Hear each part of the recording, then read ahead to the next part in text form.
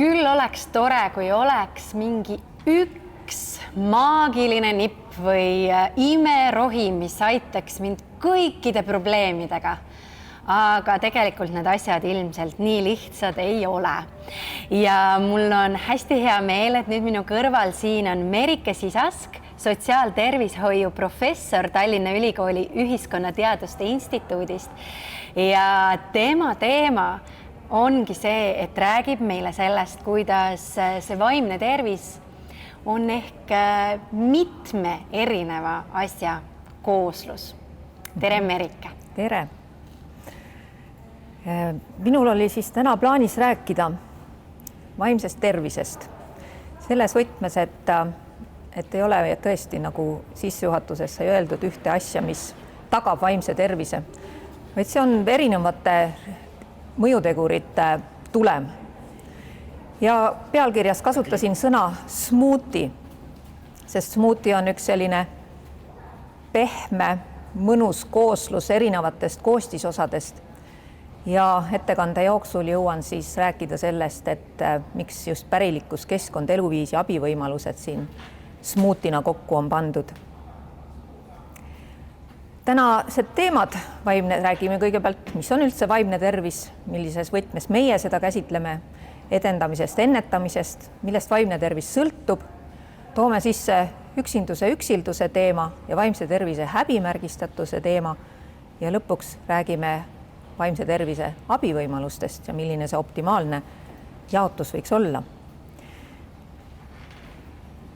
Tänase ettekande raames räägime eelkõige positiivsest vaimsest tervisest ehk nagu siin slaidil ülemine roheline osa, rohelise kriipsuga ääristatud osa, räägime vaimsest tervisest kui seisundist, kui ressursist, kui võimalusest. Et see on siis Maailma Terviseorganisatsiooni poolt defineeritud niimoodi, et vaimne tervis on heaolu seisund, kus inimene realiseerib oma võimeid, saab hakkama igapäevase elu pingetega, suudab töötada tootlikult ja tulemusrikkalt ja on võimeline andma oma panuse ühiskonna heaks. Nagu näete, siin ei räägita probleemidest. Aga halb vaimne tervis on siis selle mündi teine pool, see on alarmtsoon, punane tsoon. See tähendab vaimse tervise probleeme ja pingeid, ängiga seotud tegutsemishäireid ja diagnoositavaid vaimse tervise häireid, nagu kõige raskem skisofreenia ja üks levinumaid depressioon. Ja enne kui ma smuutist hakkan rääkima, tahan ma kindlasti rõhutada, et kui sul on vaimse tervise probleeme, kui sa tunned end tõelisest halvasti, siis on vaja otsida abi, et siis smuutist ei piisa. Nagu ka füüsilise tervise puhul. Smuuti on väga hea tervise turgutamiseks, nii siis, kui sul on tervis olemas, kui siis, kui sul on haigus. Aga kui on tõesti haigus, siis smuutist ainult ei piisa. Et nagu sellest definitsioonist oli näha, siis vaimne tervis tähendab midagi palju enamat kui pelgalt psüühika ja käitumishäirete puudumine. Ja vaimne tervis on väga keerukas, selline kompleksne nähtus ja ta on väga dünaamiline ehk liikuv, ajas muutuv. Nii et kui me seda WHO definitsiooni vaatame, kus nimetati vaimset tervist heaolu seisundist, siis tegelikult hea meelega kriipsutakse selle seisundi sealt läbi, sest sellist asja nagu seisund ei ole olemas. Vaimne tervis ja heaolu on kogu aeg muutuv. Ja see ei sõltu ainult meist endast, see sõltub väga paljudest välistest teguritest, mida me ei saa oma ellu valida, aga me saame valida, kuidas nendega toime tulla. See on õpitav oskus. Et vaimne tervis tähendab pigem pidevat kohanemist keskkonnateguritega, kohanemist elusündmustega, sellega, mis meil elus ette tuleb, mis meie elus juhtub. Veel kui vaimsest tervisest rääkida, et mis me saame oma vaimse tervise heaks teha, et siis kõige rohkem ja kõik inimesed peaksid midagi tegema oma vaimse tervise edendamiseks, et siis, kui me oleme veel terved, teeme midagi, et jäädagi terveks. Või kui me oleme juba haiged, siis teeme ikka seda edendamise poolt, et saada kiiremini tagasi terveks. Ennetamisest räägime siis, kui on juba mingid riskid avaldunud, et haigus võib puhkeda.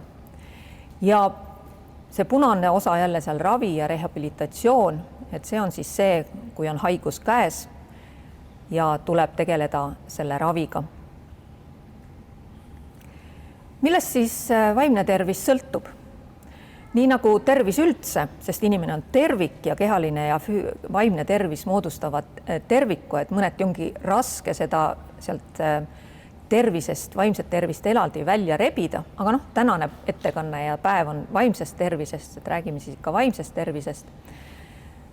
Sõltub mitmetest komponentidest. See on jälle üks WHO Maailma Terviseorganisatsiooni poolt pakutud jaotus. Muidugi ta nii täpselt kunagi ei jagune, aga noh, proportsioonid umbes on sellised, et arstiabist sõltub kõige vähem, ainult 10%.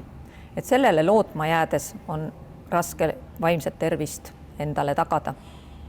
Teatud osa, ehk siis see pärilikkus, see, mis meil on geenidega kaasa antud, see on umbes 20%.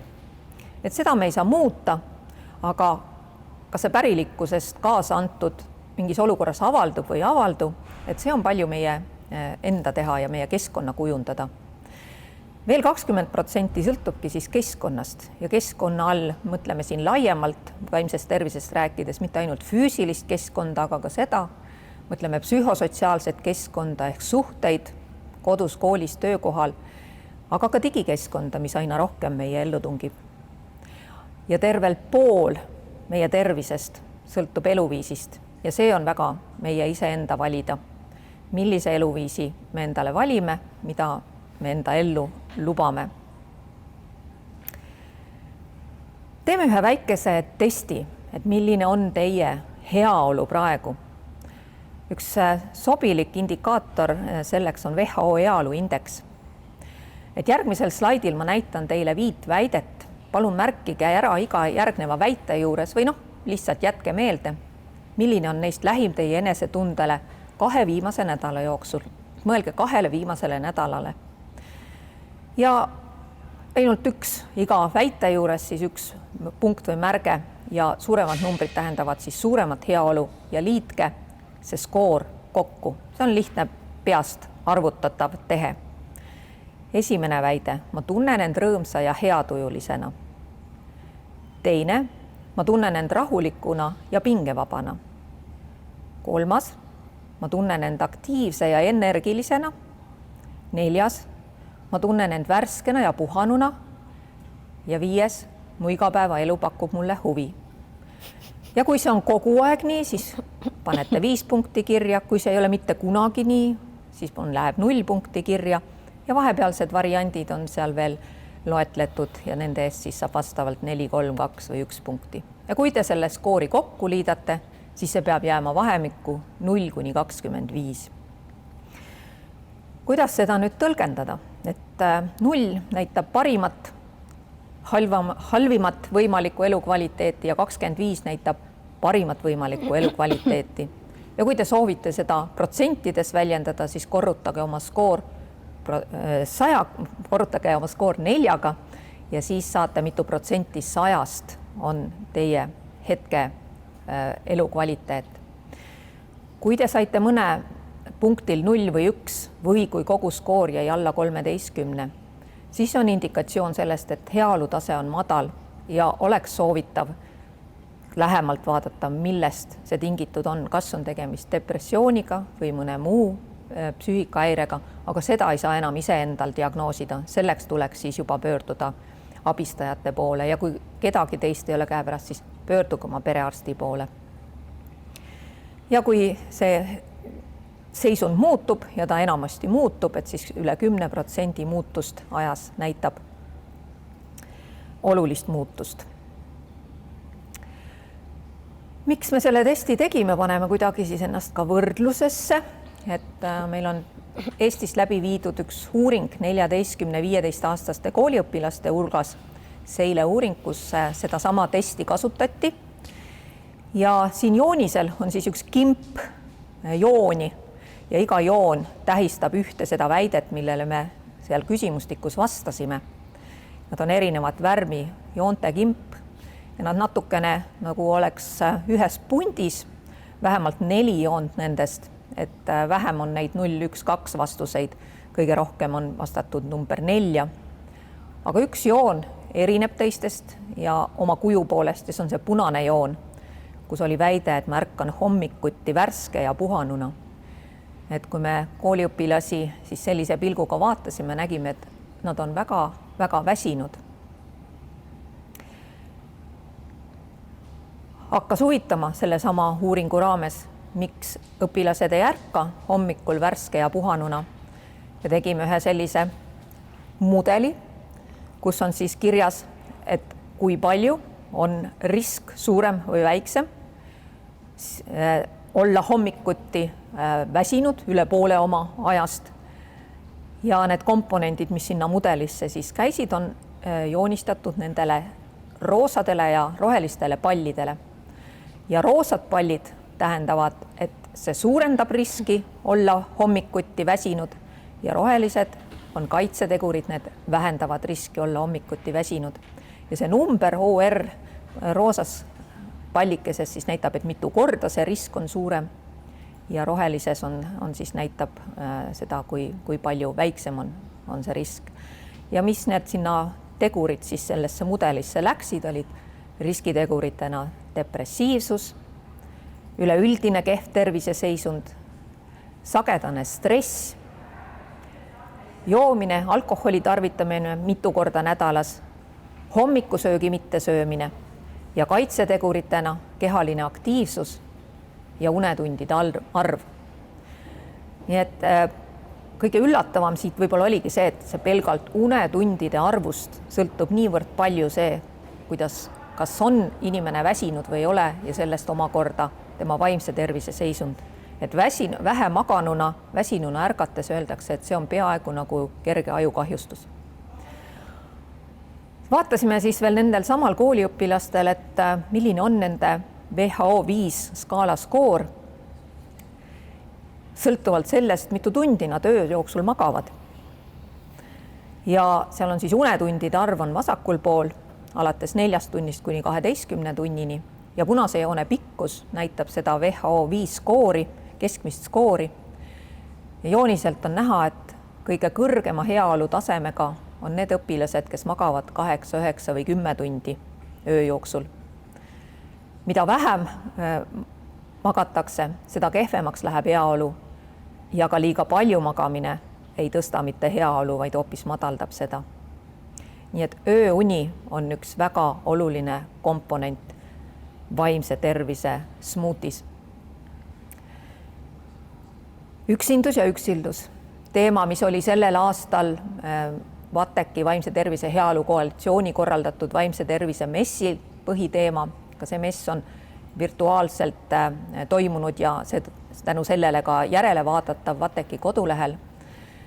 Üksindus ja üksildus väga oluliselt mõjutavad vaimset tervist, ja üksindus on siis elamine, üksi olemine ilma tundeta, et midagi on puudu. Ja üksildus siis L-tähega on see püsiv subjektiivne tunne, et midagi on elust puudu, midagi olulist on elust puudu. Ja see üksildus võib olla dramaatiliselt erinev kogemus võrreldes üksi olemisega. Nii et ka üksindus, lihtsalt pelgalt kontaktide puudus võib olla vaimsele tervisele mittesoodne keskkond, eriti kui me räägime noortest inimestest. Küpsematel inimestel kindlasti on see üksindustunne selline, mida nad isegi otsivad, mida nad naudivad, aga nooremad vajavad sotsiaalseid kontakte võib-olla rohkem. Aga üksildus on see, mis olenemata vanusest, emotsionaalne üksilduse tunne on väga-väga halb komponent, nii et seda vaimse tervise smuutisse segada ei soovitakski. Ja veel üks komponent vaimse tervise puhul, mis oluliselt võib mõjutada seda, kas inimene saab abi või ei saa abi, kui tal tekivad vaimse tervise probleemid. See on siis stigma ehk häbimärgistav suhtumine vaimse tervise häirete suhtes. Ja see stigma võib olla kahepoolne, ta võib olla ühiskonna poolt või teiste inimeste poolt, siis nimetatakse teda sotsiaalne stigma. Või ta võib olla ka inimese enda poolt, siis on ta enesestigma, aga igal juhul tähendab ta seda, et on mingid eelarvamused või uskumused, mis tulenevad enamasti vähesest teadlikkusest või stereotüüpsest suhtumisest vaimse tervise probleemidesse. Ja kui siin nüüd kõrval seda koomiksi pilti vaadata, et siis saab võib-olla mõistetavamaks, mida siin silmas peetakse. Et vaimse tervise probleeme kõrvutades kehalise tervise probleemidega, näeme, et neid mõistetakse sageli teistmoodi. Et kehalise tervise probleemide korral ei tuleks meil pähe öelda haigele inimesele, et kuule, katsu nüüd ennast ikkagi kokku võtta või ole nüüd ikkagi nagu et sa häirid mind oma veritseva käega või et kas sa ei ole nagu proovinud äkki, et hoopis mõtleks teistmoodi. Ja ka vaimse tervise puhul on nagu väga sage see, et see pannakse inimesele enda süüks. Et soovitatakse, et lihtsalt sa pead rohkem pingutama. Aga see kõik ei ole võimalik, kui inimesel on tõesti vaimse tervise probleem. Ja see stigma, miks ta on halb ja on halb komponent selles vaimse tervise smuutis, sest ta põhjustab ebavõrdset kohtlemist ja eraldatust ja inimene võib jääda vajalikust abist ilma selle tõttu, et ta ise ei julge, ei taha, ei tihka abi otsida või et teised inimesed ei pea tema probleemi nagu piisavalt tõsiselt võetavaks.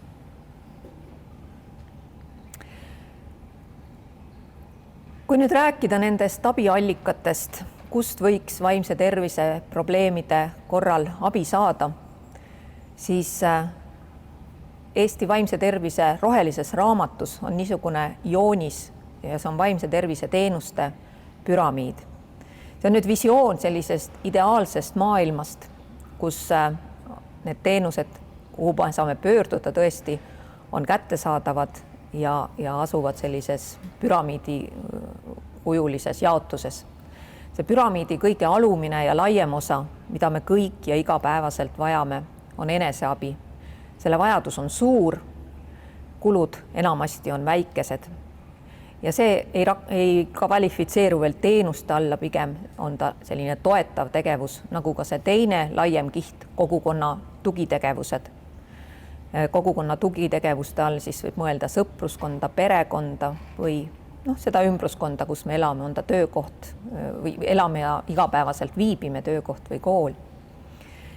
Ja püramiidi ülemised kihid, need on siis moodustavad teenused. Püramiidi kõige tipus on spetsialiseeritud psühhiaatrilise abiteenused, sealt edasi esmatasandi tervishoiuteenused ja lõpuks kogukonnateenused. Ja need on juba siis teenused, mida vajame siis, kui on tõesti probleem, mis vajab võib-olla vaimse tervise probleem, mis vajab sekkumist ja ravi. Ja neid enamasti peaks vajatama vähe ja kulud seal on palju-palju suuremad kui püramiidi alumistes kihtides.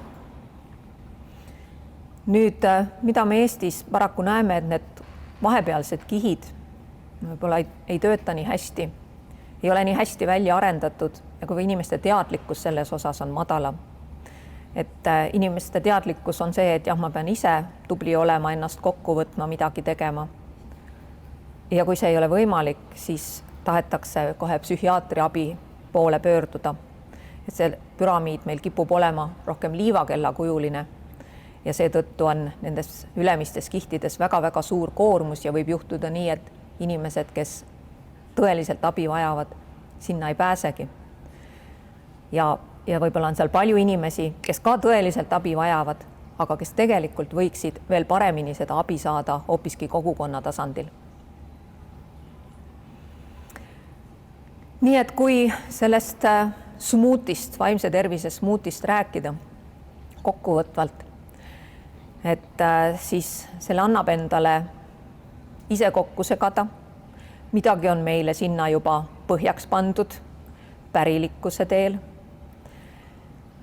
Midagi lisab sinna keskkond, need suhted, mis me oleme enda ellu lubanud ja valinud. Mõnikord võib olla tunne, et ma ise ei ole see, kes valib, et mind valitakse. Et võib-olla siis tasub natuke veel mõelda, et kuidas see niimoodi on läinud, et võib-olla on mul ikkagi õigust rohkem ise valida, milline on minu psühhosotsiaalne keskkond.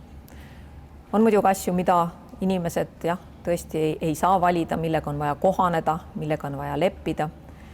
Ja on need keskkonnategurid, mida ei saa üksik inimene muuta, aga saavad muuta organisatsioonid, juhid, kogukonnajuhid, kohalike omavalitsuste juhid. Nüüd see eluviisi komponent smuutis, see on tõesti kõige rohkem meie enda teha, et mida me sinna paneme, kas paneme sinna vähem und või paneme sinna rohkem und, vähem liikumist või paneme rohkem liikumist, paneme alkoholi või paneme vett ja paneme sinna rohelisi, punaseid, kollaseid puuvilju, juurvilju või komme ja krõpse. Vot see on ikka väga-väga palju meie valida, see osa sellest smuutist ja nagu nägite, et sellest sõltub tervelt pool sellest, milline on meie tervis. Ja lõpuks loomulikult abivõimalused, millest oli juttu, et abivõimalused, nende olemasolu ei sõltu võib-olla sellest üksikinimesest, vaid see on riigi asi, on kohaliku omavalitsuse asi, on vaimse tervise valdkonnas tegutsevate inimeste, spetsialistide asi. Aga inimese asi on vaadata selle järgi, et tema enda vaimne tervis, kui vajab toetust ja turgutamist, et siis otsiks üles need õiged kohad, kust seda toetust ja abi saab. On see siis eneseabi seal püramiidi alustamistes kihtides või lähedaste inimeste, kaaslaste toetus, kogukonna toetus või kui on asi tõesti hull, siis tuleb ikkagi spetsialiseeritud abi poole pöörduda. Aga enne, kui asi hulluks läheb, on hea kõik need varasemad võimalused ära kasutada. Ja mitte ainult enda juures, aga ka oma lähedaste juures on väga-väga oluline neid asju märgata ja soovitada, anda see signaal, et ma olen tähele pannud, et sul ei ole võib-olla kõik päris hästi, sest teinekord on pelgalt rääkimine inimese jaoks, enda tühjaks rääkimine väga-väga abistav ja teiselt poolt siis on vajalik, et oleks kuulaja, mitte kiirete nõuannete andja või omapoolsete kogemuste esiletõstja, et kõigil on probleeme, aga kui mul on probleem, siis ma olen väga tänulik, kui leidub keegi kuulaja, kes püüab mind mõista ja mitte hukka mõista. Nii et segame kõik endale ühe mõnusa vaimse tervise smuuti ja tunneme ennast sellega võimalikult hästi. Aitäh! Aitäh sulle, Merike! No tõepoolest, mul tekkis kohe niisugune smuuti isu peale. Ma enne just ütlesin Merikesele, et ma pean ühe soolakaramelli latte jooma ja nüüd ma kohe tundsin, et oi, et mis ma nüüd sinna smuutisse panen, et kas ikka on hea mõte. Mul võib-olla üks küsimus tekkis, mida ma tahaksin su käest küsida ja see on see, et kuidas ma saan aru sellest, et asi on väga hull või kuidas ma saan aru sellest hetkest, et ma peaksin seda eneseabi hakkama justkui nagu rohkem osutama või sellele tähelepanu pöörama, et miks see läheb nii, et see hetk sealt läheb mööda? Jah, et tõesti tähele panema peaks mitte siis, kui asi on juba väga hull, vaid hästi oluline on tähele panna varajasi märke sellest, et enam ei ole päris hea. Ja need varajased märgid võivad mõnikord olla ka vaimse tervise puhul hoopiski kehalised. Näiteks ei ole enam uni sama hea kui varem või ongi, et ärkan ülesse, küll olen maganud, aga ei ole päris hästi puhanud. Need võivad olla ka signaalid, mis annavad ennast valudena märku keha erinevates piirkondades. Kas lastel on sageli see, et psüühilised probleemid väljenduvad kõhuvaluna, täiskasvanud inimestel ilmselgelt on nad üle pingutanud siis, kui neil on seljavalu või need õlapiirkonnas kuklavalud on väga tavalised. Ja see ei ole enamasti kehaline probleem, see on ülemäärase stressi märk. Just see ülemäärane stress on ka esimene signaal sellest, et kohe peaks hakkama midagi tegema, enne kui sellest hakkab kujunema mingi vaimse tervise probleem. See on väga hea mõte, sest et ma kujutan tõesti ette, et kui mul hakkavad kõik sellised kehalised valud, siis mis see esimene asi on, mida ma tahaksin ju teha, on mitte midagi teha või siis kuidagi tuimestada seda valu, aga et tegelikult võiks siis tõesti juba vaadata peeglisse ja mõelda, et kas mu elustiilis on kõik ikkagi selline, mis toetab minu tervist. aitäh sulle, Merike, et tõesti väga-väga tähtis teema ja nii mõnusasti kokku pandud see presentatsioon, et selle smuuti metafooriga mulle väga-väga meeldis. Ja nüüd me teeme väikese pausi ja siis me kohtume juba uuesti Keetega, kes täna räägib meile siis natukene teistel teemadel kui eile.